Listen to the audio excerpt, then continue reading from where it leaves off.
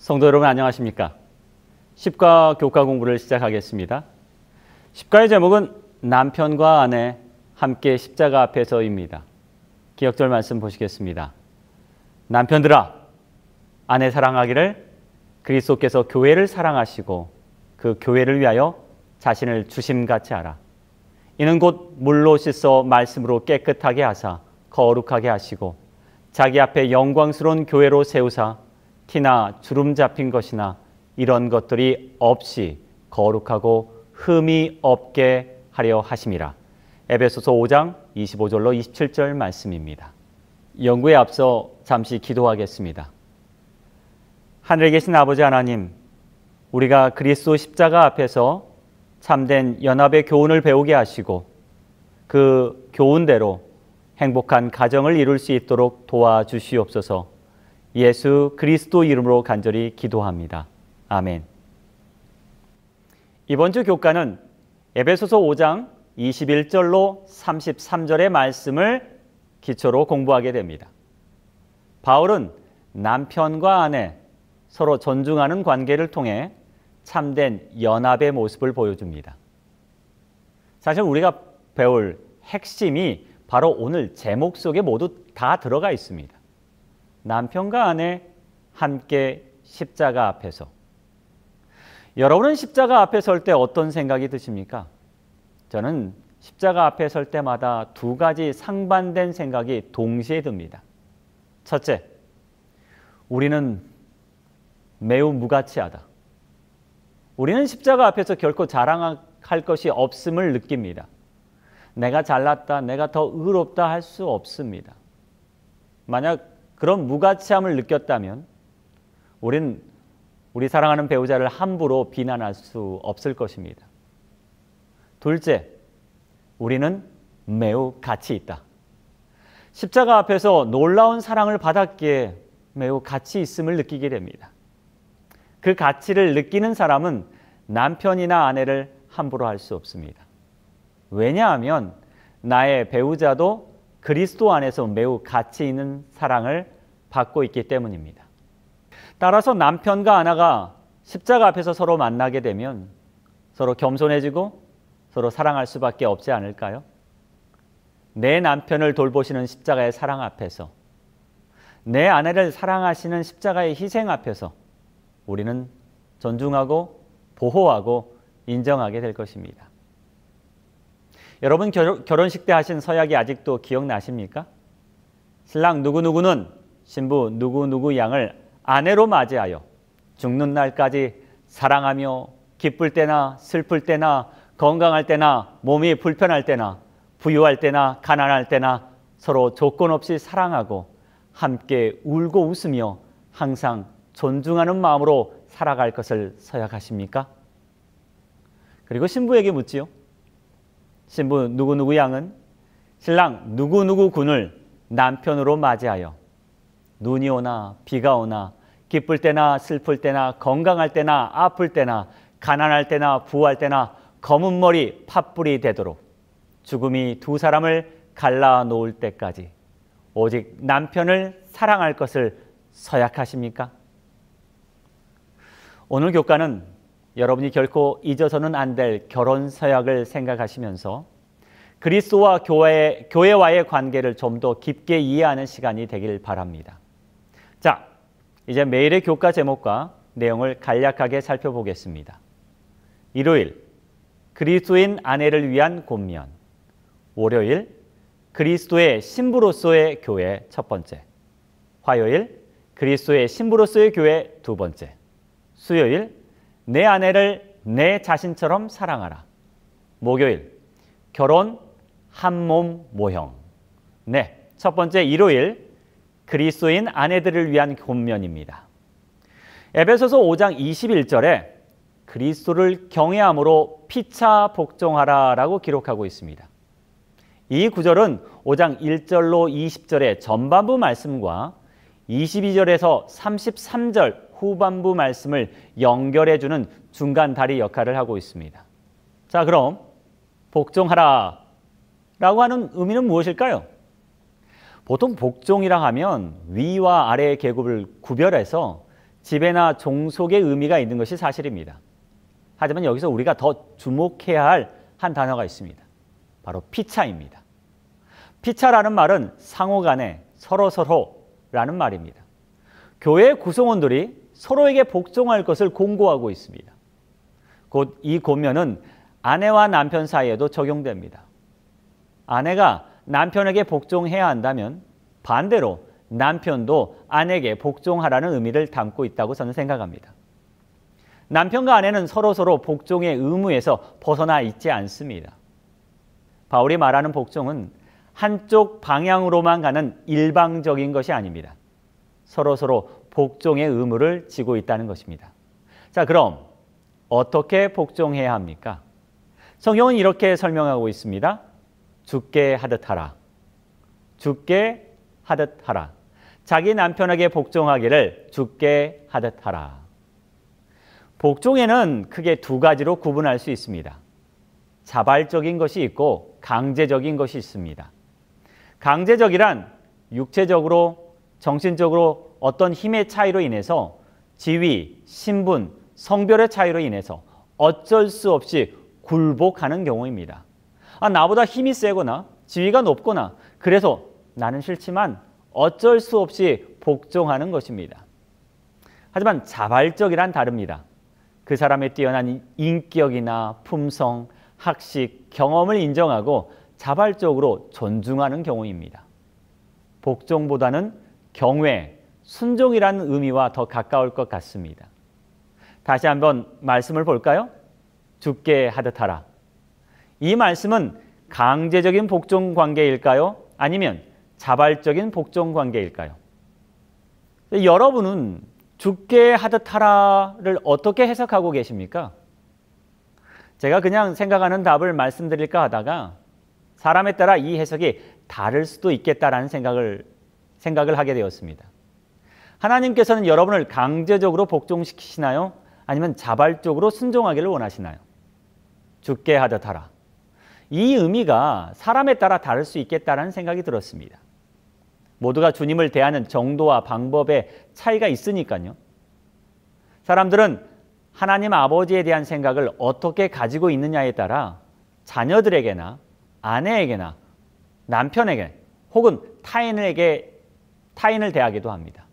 무섭고 강제적으로 혹은 폭력적으로 우리를 제재하시는 아버지의 하나님이라면 우리도 타인에게 그렇게 복종시키는 것이 정당하다고 생각할 수 있습니다.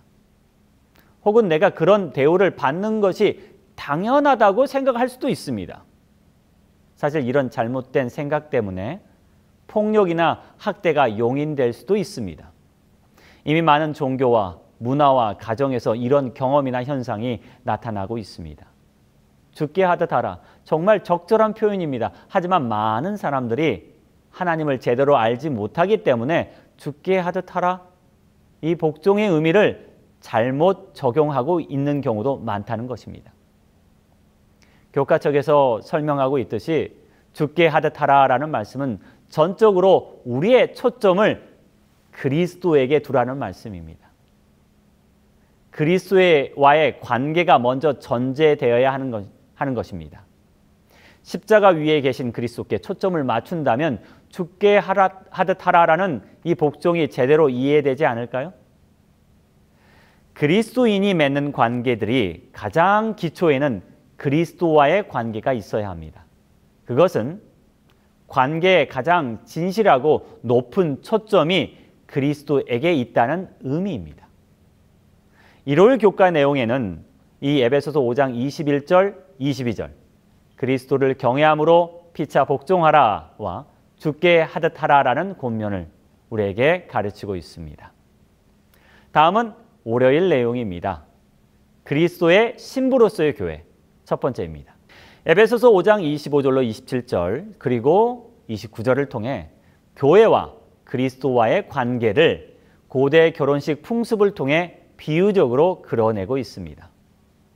자, 이 내용을 좀 더 감동적이고 극적으로 이해하기 위해서는 에스겔서 16장 1절로 14절에 나오는 한 감동적인 말씀을 참조하시면 좋을 것 같습니다.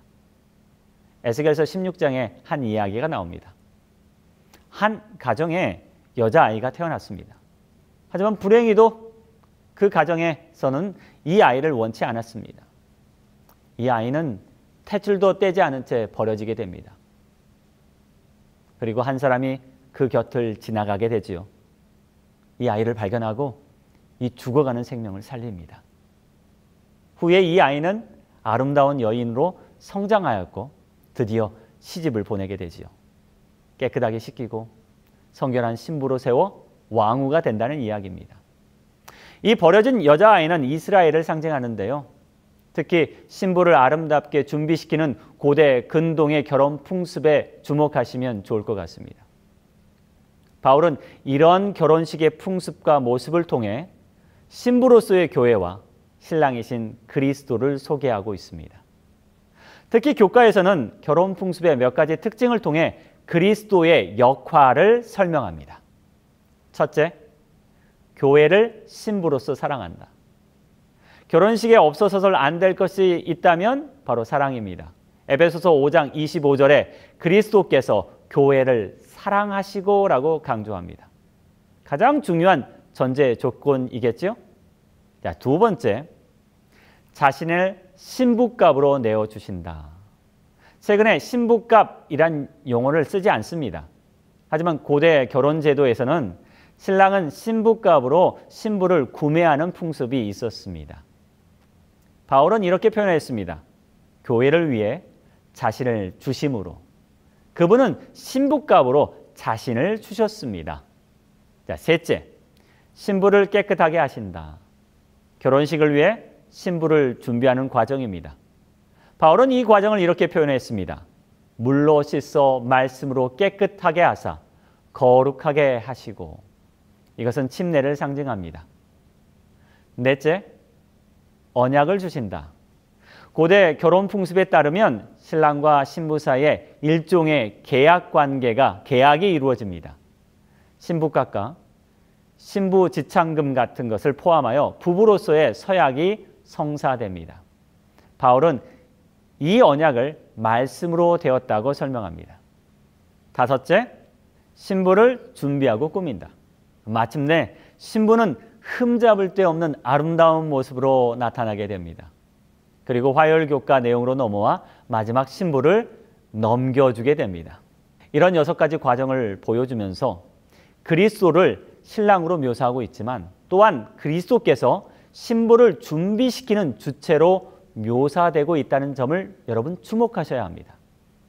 그리스도께서 신부를 사랑하고 그리스도께서 신부를 위해 값을 치르시고 그리스도께서 신부를 깨끗하게 하시고 그리스도께서 언약을 맺으시고 그리스도께서 신부를 준비시키고 단장시키시며 그리스도께서 신부를 자신에게 드립니다. 이렇게 결혼의 과정을 통해서 은유적으로 신랑이신 예수님께서 사랑으로 그 모든 과정을 준비하는 것을 확인할 수 있습니다. 이것을 교과책에서 시간 순으로 다시 한번 나열하여 설명하고 있습니다. 첫째, 약혼. 그리스도께서는 교회를 위하여 자신을 바치심으로써 교회와 약혼하셨습니다. 5장 25절 말씀입니다. 자, 둘째, 결혼식을 위한 준비입니다. 신랑은 신부를 거룩하게 하고 정결하게 합니다. 26절 말씀입니다. 세 번째 마지막 결혼식 27절 말씀입니다. 자기 앞에 영광스러운 교회로 세우사. 이 교회를 맞이하러 주님은 다시 오십니다. 재림하십니다. 그리고 성대한 결혼식이 있게 되는 것입니다. 여기에 제 개인적인 의견을 좀 첨가하자면 십자가, 침례와 재림 전 심판의 시기에 성도가 거룩하게 준비되고 드디어 재림을 맞이하는 것으로 우리는 이해할 수 있습니다. 교훈에는 이렇게 기록하고 있습니다. 고대 결혼식의 성대한 행렬과 신랑이 신부를 맞는 순간은 그리스도와 교회 사이에 오랜 언약의 성취로 맞을 재림의 순간을 생생하고 감동적으로 묘사한다. 네, 이제 수요일 교과 내용을 보도록 하겠습니다. 내 아내를 내 자신처럼 사랑하라. 이 부분은 에베소서 5장 28절로 30절의 말씀을 공부하게 됩니다. 이와 같이 그리스도께서 교회를 사랑한 것 같이 자신을 주심같이 깨끗하게 하고 거룩하게 한 것 같이 내 아내를 내 자신처럼 사랑하라고 권면합니다. 바울이 살던 그리스 로마 시대의 가장 곧 남편의 고난은 매우 강력했습니다. 남편은 아내, 자녀, 노예를 가혹하게 처벌하거나 심지어 죽일 수도 있었습니다. 부부 생활에서 남녀는 서로 동등한 관계가 절대 아니었습니다. 압도적으로 남성이 우위를 차지했습니다. 또한 매우 불평등한 관계에 놓여 있었습니다. 로마 사회는 철저히 남성주의 사회였고 로마인들은 결혼은 사랑해서 결혼한 것이 아니라 자녀를 생산하고 국가와 사회를 위한 의무에서 행해졌다고 전해지고 있습니다. 이런 당시의 문화적 배경과 사고의 영향력 아래에 있었던 남편들에게 바울은 완전히 다른 남편의 모습을 제시합니다. 그것은 바로 교회를 사랑하시는 그리스도의 모습입니다. 당시에 일반적이지만 잘못된 관습에서 돌이킬 수 있도록 그리스도의 사랑을 소개한 것입니다. 죽게 하듯 하라라는 이 말씀은 이렇게도 우리는 볼 수 있습니다. 주께서 하신 것처럼 하라. 예수 그리스도는 그 교회를 위하여 자신을 주셨습니다. 너희도 그처럼 하라. 바울은 이렇게 표현합니다. 자기 육신을 미워한 사람 없다. 이 말은 남편과 아내를 자신과 하나처럼 여기라는 권면이지요. 자기 몸처럼 여기라는 겁니다. 남편과 아내가 하나이기에 아내를 해치는 행위는 곧 스스로 자신을 해치는 행위라고 말합니다. 예전 TV에서 할아버지 할머니 부부가 나오셔서 퀴즈를 푸는 프로그램이 있었습니다. 할아버지께서 문제를 설명하시면 할머니께서 푸시고 계셨습니다. 근데 정답은 천생연분이었습니다.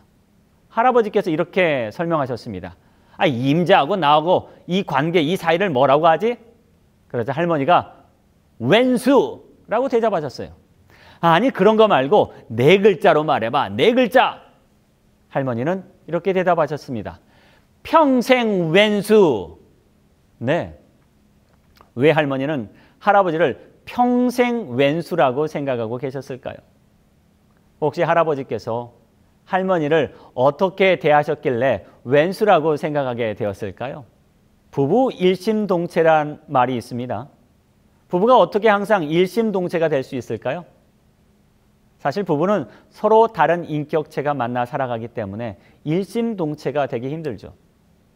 도리어 내 살과 내 뼈처럼 아낄 때 일심동체가 될 수 있는 것 같습니다. 바울은 다시 예수님의 모범을 보이며 그리스도께서는 자신의 몸인 신자들을 소중히 여기면서 몸소 자유롭게 돌보고 계신다고 주장한다. 그리스도께서 그대를 대하는 방식으로 아내를 대하는 본보기로 삼으라고 말한다. 목요일 교과 내용입니다. 결혼의 한몸 모형. 바울은 이제 결론적으로 남편과 아내의 관계를 창세기 2장 24절의 말씀을 인용하면서 정리하고 있습니다. 이러므로 남자가 부모를 떠나 그의 아내와 합하여 둘이 한 몸을 이룰지어다. 결혼은 남자와 여자가 육체적, 정서적, 영적 결합의 의미로서 한 몸을 이루는 것입니다. 바울은 창세기를 통하여 하나님께서 계획하신 참된 결혼의 원형을 재정립합니다. 비록 이런 관계는 타락 이전의 모습이었죠. 타락 이후 세상은 하나님께서 뜻하신 바와 반대로 돌아가게 되었습니다. 타락 이후 배우자를 성적 착취의 대상이나 정복의 대상으로 보는 정서가 만연해지고 오늘날까지도 세계 여러 곳에서 아직도 그런 생각에서 벗어나지 못하는 지역들이 많이 있습니다. 바울은 분명 결혼은 예속이 아니라 연합이라고 말합니다. 에베소서 5장 20절로 33절 말씀. 이번 주 교과의 내용을 통해 바울은 결혼과 성에 대한 잘못된 문화와 정서를 교정하려고 합니다. 에베소서 5장 32절에 이 비밀 혹은 이 신비가 크도다라고 말하고 있습니다. 이 신비, 이 비밀은요, 지금까지는 감추어져 있다가 이제는 새롭게 밝혀진 신령한 진리를 의미합니다. 만약 그리스도께서 우리를 위하여 베푸신 십자가의 희생이 없었다면 아마 우리는 여전히 결혼의 의미를, 결혼의 연합을 이해할 수 없었을 것입니다. 그리스도와의 교화의 관계, 그 관계를 통하여 우리는 그리스도인들의 결혼 생활이 어떠해야 함을 이해하고 반대로 그리스도인들의 결혼을 통하여 그리스도께서 교회를 얼마나 사랑하신가를 이해하게 됩니다. 에베소 교회 교인들은 바울의 이러한 설명을 통해 두 가지를 동시에 이해하게 되었을 것입니다. 서로 사랑하고 돌보는 그리스도인의 결혼관과 그리스도께서 교회를 얼마나 사랑하시고 돌보고 계시는가입니다. 만약 우리는 이 두 가지 중 하나라도 제대로 이해하지 못한다면 교회나 가정이 제대로 설 수 없을 것입니다. 그런데 오늘날 많은 사람들의 결혼이 이러한 결론에서 벗어나고 있습니다. 결혼한 사람들이 자신의 결혼 생활을 여러분 어떻게 정의하고 있을까요? 몇 가지 재미있지만 아주 현실적인 경구 몇 가지를 들려드리겠습니다. 예전엔 오빠 없이 못 살았지만 이제는 저 인간만 없으면 잘 살겠다. 결혼은 꼴이다. 다만 자살꼴이다. 결혼은 미친 짓이다. 인생에서 굉장한 적을 만났다. 아내다. 너 같은 적은 생전 처음이다. 결혼 후 나는 지금 지옥으로 가고 있다. 혹시 여러분도 이렇게 느끼고 계시지는 않습니까? 이 경구 중 몇 가지는 아주 유명인의 고백도 있습니다. 하지만 우리가 이 경구를 듣고 손뼉을 치고 맞다 하시는 분은 반성하셔야겠죠? 우리는 아직도 결혼을 통해서 남편과 아내의 참된 연합을 배우는 과정 중에 있습니다. 제가 여러분에게 드리고 싶은 말씀은 십자가를 통해 아내 그리고 남편을 보시기 바랍니다.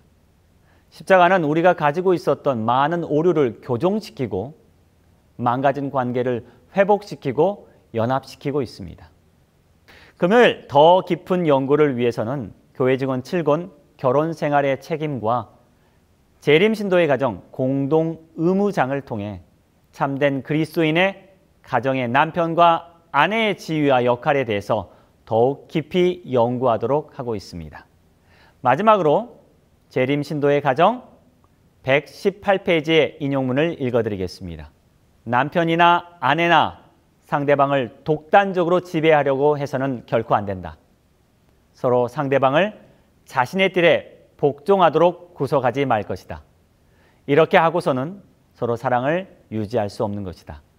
친절하고 인내하고 용서하고 깊이 생각하며 예의를 가져라. 이번 교과를 통해 우리의 가정의 행복의 지혜를 배우시기를 간절히 바랍니다. 감사합니다.